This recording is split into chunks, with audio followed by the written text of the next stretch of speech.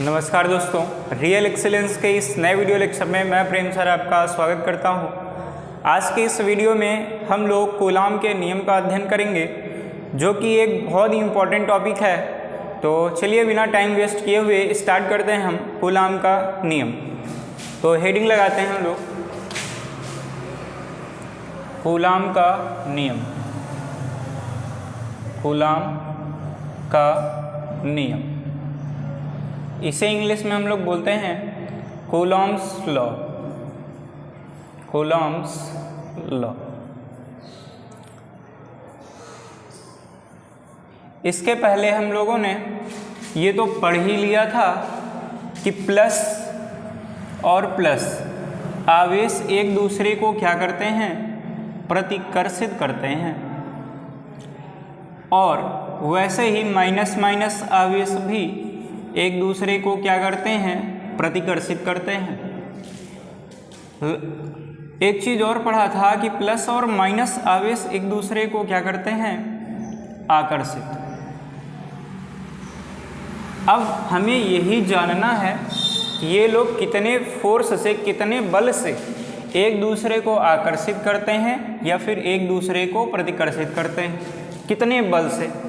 और इसी बल को ज्ञात करने के लिए कूलाम ने अपना नियम दिया है और उसी नियम का हम लोग अध्ययन करने जा रहे हैं। चलिए देखते हैं इन्होंने कहा क्या है। तो इन्होंने कहा है कि यदि दो आवेश हों, एक मैं मान लेता हूँ प्लस में Q1 और एक आवेश दूसरा है जिसका नाम है प्लस में Q2। इन्होंने कहा कि दोनों आवेश जो होने चाहिए वो बिंदु आवेश होने चाहिए। बिंदु मतलब बहुत छोटे। बहुत छोटे का मतलब ये है कि जैसे मैं बोलूँ कि एक बॉल ले लीजिए और बॉल पे आवेश फैला हुआ है, तो बॉल तो बड़ा सा हो गया, तो क्या इसे बिंदु आवेश माना जा सकता है? तो बोलेंगे कि नहीं। लेकिन ऐसा नहीं है, इस बॉल को भी बिंदु आवेश माना जा सकता है। कैसे? इस बॉल को आप समझिएगा, इस बॉल को मैं अगर कहीं दूर रखता हूँ, समझिए जैसे मैं आपके पास रख दूँ, तो आपके और मेरे के बीच की दूरी बहुत ज़्यादा हो गई। अब मैं आपकी बॉल को देखूँगा तो मुझे बहुत छोटा नज़र आएगा, बहुत छोटा नज़र आएगा। तो बिंदु के जैसा बना कि नहीं बना? तो ये बिंदु आवेश हो सकता है।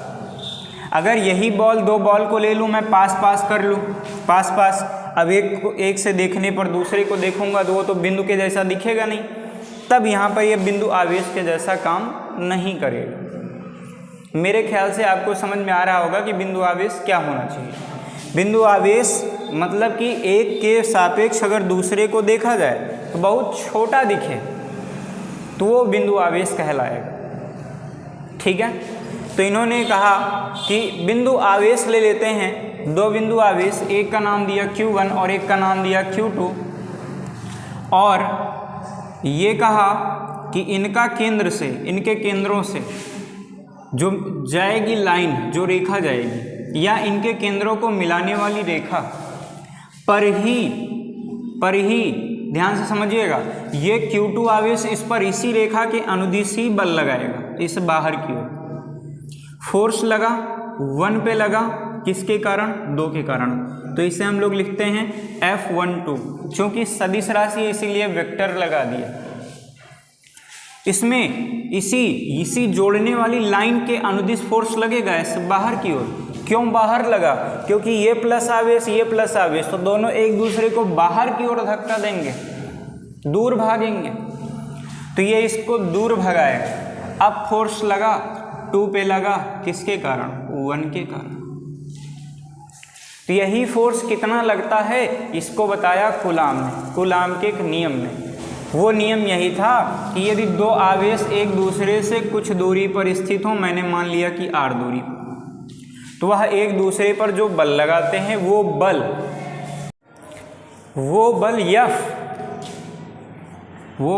F इन दोनों आवेशों के गुणनफल के, अर्थात Q1 और Q2 दोनों के गुणनफल के अनुक्रमानुपाती होता है। अर्थात जितना ज़्यादा इन लोग का गुणनफल आएगा उतना ही ज़्यादा बल लगेगा। दूसरी चीज़ ये कि यही F बल इन दोनों आवेशों के बीच की दूरी के, इस दूरी के वर्ग के व्युत्क्रमानुपात मतलब बटे में, व्युत्क्रमानुपात में होता है। अर्थात अगर दूरी बढ़ेगा तो बल कम हो जाएगा। और एक चीज़ और बताया कि यह बल डिपेंड करता है मीडियम पर, माध्यम पर। इन आवेशों के बीच के माध्यम के, इनके बीच में कौन सा माध्यम भरा, उन माध्यम पर डिपेंड करता है ये बल। ये F डिपेंड्स अपॉन मीडियम, अर्थात माध्यम पर निर्भर करता है।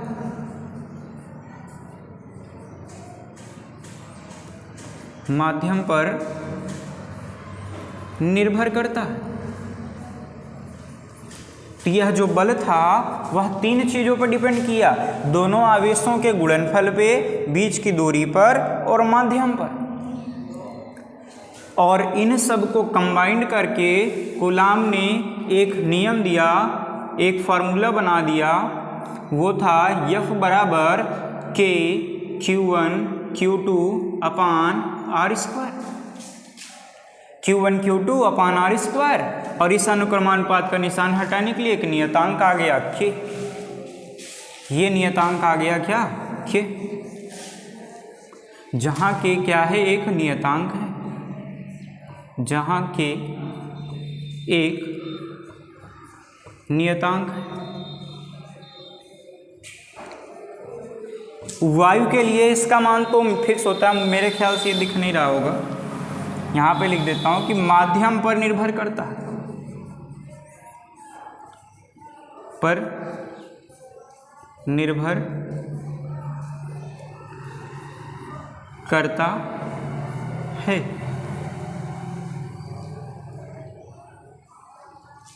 K क्या है, एक नियतांक है। और इस नियतांक का जो मान होता है वायु के लिए, वायु या फिर निर्वात के लिए, इस नियतांक का मान वायु या निर्वात के लिए है, फिक्स है क्या, 1/4 पाई एप्सिलॉन नॉट माध्यम। ये देखिए निर्वात की विद्युतशीलता, ये वायु के लिए या निर्वात के लिए है, या यही मान बराबर होता है 9 × 10 की घात 9, 9 × 10 की घात 9। मात्रक होता है इसका न्यूटन मीटर स्क्वायर प्रति कूलाम स्क्वायर। ये K का मान होता है। ये K का मान हर एक माध्यम में चेंज होने लगता है। वो मान कब आएगा, ये K की जगह यहाँ पे एप्सिलॉन नॉट नहीं रहेगा, K की जगह आगे पढ़ाऊंगा मैं, टेंशन नहीं लेना है। K बराबर पढ़ाऊंगा 1/4 पाई एप्सिलॉन। अब नॉट नहीं लिखूंगा, नॉट तब लिखा जाएगा जब वायु या फिर निर्वात होगा तब, ठीक है। ये चीज़ मैं आपको आगे बताऊंगा। तो अभी आपको केवल इतना जानना था कि दो आवेश एक दूसरे से अगर कुछ दूरी पर स्थित होते हैं तो उनके बीच जो बल लगता है वह बल होता है K Q1 Q2 बटे R स्क्वायर। मैंने बोला K का मान रख सकते हैं 1/4 पाई एप्सिलॉन नॉट, और बाकी ये Q1 Q2 बटे R स्क्वायर। ये वैल्यू भी रख सकते हो आप वायु के लिए, याद रखिएगा, वायु या निर्वात के लिए, जब दोनों आवेश कहाँ पर हों, वायु या निर्वात, दोनों एक दूसरे पर विपरीत दिशा में बल लगाते हैं और यह दोनों बल आपस में बराबर भी होता है। F12 बराबर होता है F21 के, दोनों बल आपस में बराबर, परंतु दिशा में विपरीत, इसीलिए आगे क्या लग जाता है, माइनस, ऋण। ये सदिश रूप है। कौन सा रूप है, सदिश। परिमाण रूप अगर यही देखेंगे तो परिमाण रूप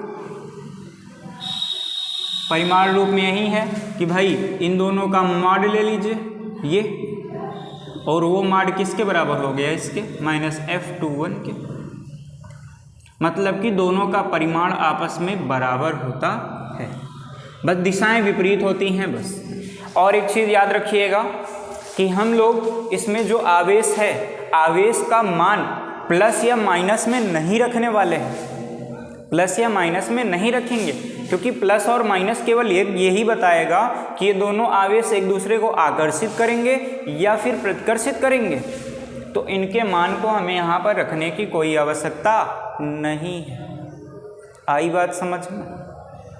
चलिए, तो इसका पहले स्क्रीनशॉट आप ले लें, फिर मैं आगे चलता हूँ। चलिए, स्क्रीनशॉट ले लिया होगा, आगे चलते हैं।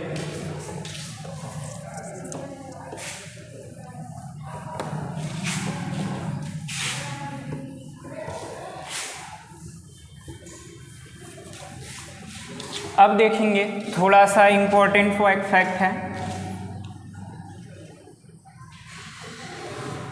इम्पोर्टेंट फैक्ट में है क्या? अभी आपने पढ़ा कि यफ जो है इन्वर्सली प्रोपोर्शनल टू, मतलब व्युत्क्रमानुपात होता है दूरी के वर्ग के, आवेशों के बीच की दूरी के वर्ग के। तो इसका जो ग्राफ बनता है कुछ इस प्रकार से बनता है। इधर फोर्स यफ है, इधर क्या है, रेडियस नहीं, दूरी आर है। इसका जो ग्राफ बनता है कुछ इस प्रकार से बनता है। यदि इसी चीज़ को हम इस प्रकार समझना चाहें, जैसे फोर्स कह दिया दूरी के वर्ग के व्युत्क्रमानुपात में, इसका मतलब क्या हुआ कि दो आवेश हैं, एक आवेश का नाम Q1 है, दूसरे का Q2 है, बीच की दूरी मान लीजिए r है, और ये दोनों वायु में स्थित हैं। कहाँ पर? वायु में। अब इनके बीच बल जो लग रहा है, कुछ भी बल लग रहा हो, मान लीजिए अभी शुरू में बल लग रहा है F1 में, मान लेता हूँ F लग रहा है, और फिर ये पहली स्थिति है। दूसरी स्थिति में क्या करता हूँ, वही आवेश, बस दूरी अब की बार मैंने क्या कर दिया, आधा, अब भी ये वायु में ही स्थित है। तो अब जो बल लगेगा इन पर, वो शुरू के बल का कै गुना हो जाएगा, 4। मतलब जो भी बटे में रहेगा उसका स्क्वायर कर दीजिए, 2 दूना 4, उतना गुना बल बढ़ जाएगा। तो ये आपकी बार जो बल लगेगा वो कितना गुना लगेगा, 4 गुना बल अधिक लगेगा। अगर ये दूरी आधी कर दिया, 4 गुना बल बढ़ गया। अगर यही दूरी को 2 गुना कर दिया जाए, आधा ना किया जाए, 2 गुना कर दिया जाए, मतलब दूरी अब की बार कितना गुना, 2 गुना कर दिया जाए, तो क्या होगा, अब जो यफ आएगा, नया फोर्स F डैश में नाम दे देता हूँ, नया बल जो मिलेगा वो शुरू के बल का 1/4 होगा, बटे 4 होगा। क्योंकि अब की बार 2 गुना कर दिया, दूरी बढ़ा दिया, तो बल क्या हो जाएगा, कम। कितना, 1/4 भाग कम, मतलब शुरू के बल का 1/4 हो जाएगा। तो बस आज के वीडियो लेक्चर में इतना ही। उम्मीद है कि कूलाम का नियम आपको समझ में आया होगा, और मिलते हैं आपसे एक नए वीडियो लेक्चर में। तब तक के लिए धन्यवाद।